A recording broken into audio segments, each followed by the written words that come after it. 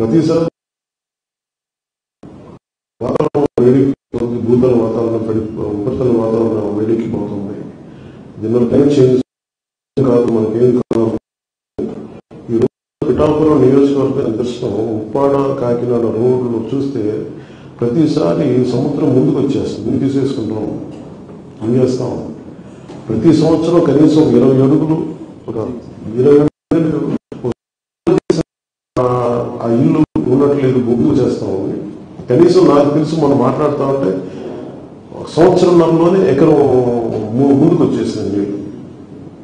So మనకి climatic changes ఎలా impact ఉన్నాయి అనేది మనం చూడవచ్చు. అలాగే హోప్ వైల్ చూడవచ్చు.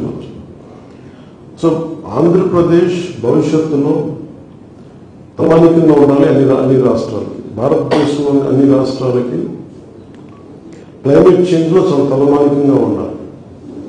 సో దానిలో భాగంగానే జనసేన తీసుకున్న ఈ ఫారెస్ట్ ఎన్వైరన్మెంట్, పొల్యూషన్ ఇవి కూడా మేము చాలా లోతుగా అధ్యయనం చేసి అవగాహన చేసుకుని తెలుసుకున్నాం. సో దాంట్లో వల్ల మేము ఏం కోరుకుంటే వారి సంబంధిత పొల్యూషన్ కంట్రోల్ అధికారులు కూడా ఏం చెప్పిందంటే పొల్యూషన్ నార్మ్స్ గురించి మాట్లాడటం అని ఇది ఇబ్బంది పెట్టడానికి పరిశ్రమలకు ఇబ్బంది పెట్టడానికి కాదు, కానీ ఒక కన్సర్న్ తెలియజేయడం. రాత్రి ప్రభుత్వం it is not to enforce law, it is industries to understand okay, what is the impact of it. Global emissions ki మనం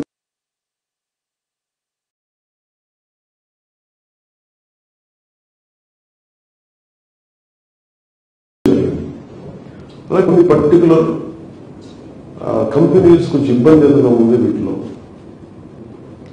వాటిని మీరు పరిశీలించారు అనేది కూడా మనకి తెలియజేసిన నివేదిక ఇవ్వండి. Andhra is of doing business కి నెమ్మదిగా ఉండాలని. అలాగే దాంతోపాటు పర్యావరణ సమతుల్యత కాపాడుకోవాల్సిన చాలా అవసరం. అంటే మొన్న నేను పొల్యూషన్ రివ్యూ చేసినప్పుడు మటుకు 4 జిల్లాలు మనకి పర్యావరణం, మనకి ఈ వాతావరణం ఈ హెచ్చుతగ్గుల వల్ల మనకి క్లైమేట్ చేంజ్ వల్ల ఇంపాక్ట్ మనకి 4 జిల్లాల పైన ఉన్నాయి. కృష్ణా జిల్లా కూడా ఉన్నారు. దీంట్లో మనకు దాదాపు 974 కిలోమీటర్ తీర ప్రాంతం, దీంట్లో చాలా తీర ప్రాంతాలు ఇంపాక్ట్ మనకి దానికి గురి క్లైమేట్ చేంజ్ కి ఇబ్బంది పడే పరిస్థితుల్లో ఉన్నాయి. నీళ్లు ముందుకు అసలు భూమిని తీసేసుకుంటాం కొన్ని ప్రాంతాల్లో.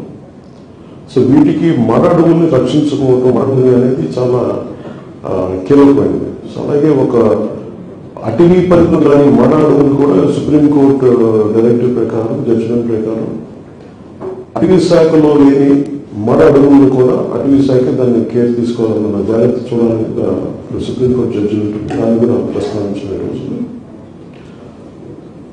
అలాగే మనకున్న రిజర్వ్స్ ఏంటి, అలాగే ఎండేంజర్డ్ స్పీషీస్ ఎక్కడ ఉన్నాయి, ప్రత్యేకించి మనకి ఆ క్యాట్ ఏం క్యాట్ ఫిషింగ్ క్యాట్ మ్యామ్ అదేంటది, అది మన ఏ రిజర్వ్, అది రిజర్వ్ ఏంటి, ఏ రిజర్వ్? కొరంగపాక్ లో ఎస్పెషల్లీ ఫిషింగ్ క్యాట్ ఒక అరుదైన క్యాట్ ట్రావెలింగ్ స్పీషీస్ ఉంది. దాని సెన్సెస్ ఒకటి తీసుకోవాలి. ఇప్పుడు దాన్ని మనం ర్యాండమ్ శాంపిల్ తీసుకొని దాన్ని ఎక్స్ట్రాప్లేట్ చేసి, అంటే ఇక్కడ 1 కిలోమీటర్కి 5 కనిపిస్తే ఉన్న మిగతా కొరింగ రిజర్వ్ లో ఇది ఉండొచ్చు అనేది అప్రాక్సిమేట్ గా ఉంది. కానీ దాని మీద కొంత డీటెయిల్ గా స్టడీ చేయాలి. ఒకటి ఎకో టూరిజం డెవలప్ చేయాలంటే ఏమున్నాయి, కొన్నిసార్లు టూరిజం కి సంబంధం లేకుండా ఫారెస్ట్ డిపార్ట్మెంట్ కొన్ని రిసార్ట్స్ ఉన్నాయి, కొన్ని ప్రత్యేకించి కొన్ని అటవీ సంరక్షణలో కొన్ని ఈ పర్యాటక కేంద్రాలు ఉంటాయి, వాటి మరింత పెంపొందించాలి.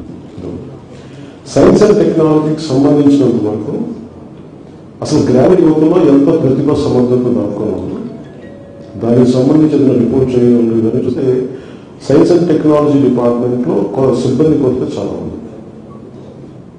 ఆ సిబ్బంది కొరతను ముందుగా తీర్చడం, అలాగే రాజమండ్రిలో కంప్లీట్ డిస్ప్లే ఒక సైన్స్ అండ్ టెక్నాలజీ బిల్డింగ్ ఉంటుంది, డిస్ప్లే సెంటర్, యువతకి ఆసక్తిని పెంపొందించే ఎగ్జిబిట్స్ అన్ని ఉంటాయి. దాన్ని ఓపెన్ గా ఎప్పుడు చేయాలి ఏంటి, దానికి కేంద్రం మరియు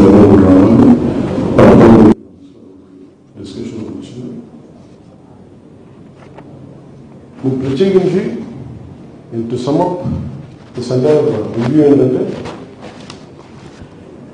కొన్ని మోర్ ఆఫ్ మెంబర్స్ బోర్డు వచ్చిన మెంబర్స్ ఏమి కలెక్టర్ రిలీజ్ చేస్తాను డీటెయిల్ అని అనౌన్స్ చేస్తాను. మీకు జరిగింది చెప్తాను. But in principle the review యొక్క ముఖ్య ఉద్దేశం అంటే వీఆర్ అవైలబుల్ ఫర్ పీపుల్. ఏ సమస్య ఉన్నా సరే ముఖ్యంగా మేము పెట్టుకున్నది రక్షిత మంచినీటి మనకి ఈ సరఫరా అన్ని గ్రామాలకి వెళ్ళాలి, ఇలాంటి ఏమేమి చేయాలి. ముఖ్యంగా చూస్తే నిధుల కొరత చాలా విపరీతంగా ఉంది. గత ప్రభుత్వం చేసింది అసలు అడ్డగోలుగా డబ్బులు తీసుకుంటున్నారు కానీ పంచాయతీ నుంచి కానీ స్థానిక పన్నులు కలెక్ట్ చేస్తారు కానీ మళ్ళీ తిరిగి వాళ్ళకి ఇవ్వాల్సిన విధంగా వాళ్ళు తిరిగి పడాలి. Matching grants ఇవ్వట్లా. సో వీటన్నిటిని ఎలా కలెక్ట్ చేయాలని చాలా హైలెవెల్ క్యాబినెట్ మీటింగ్ చేసి గౌరవ ముఖ్యమంత్రి శ్రీ చంద్రబాబు గారిని కూడా దృష్టికి తీసుకెళ్ళి దాని నుంచి నేను యాక్షన్ ప్లాన్ ముందుకు తీసుకెళ్తాను. అలాగే తగిన ఉదయ్ శ్రీనివాస్ కూడా చెప్పారు, మన బాలసౌరి గారు కలిసినప్పుడు జనసేన పార్టీ తరఫు నుంచి కూడా చెప్పమని చెప్పారు.